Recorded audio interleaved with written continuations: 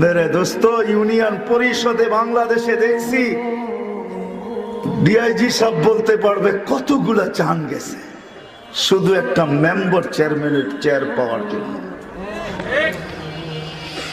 একটা মেম্বার একটা চেয়ারম্যানের চেয়ার পাবে ইউনিয়ন পরিষদের, মনে হয় 7,000 টাকার উপরে বেতন না এদের, এমনই হবে, বা 2-1,000 টাকা বেশি হবে কম হবে।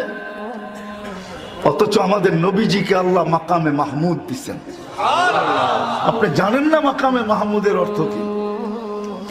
কুরসির পরে যেই চেয়ারটা আছে, মাকামে মাহমুদের উপরে যেই চেয়ারটা আছে ওইটার নাম কুরসি, আল্লাহর কুরসি।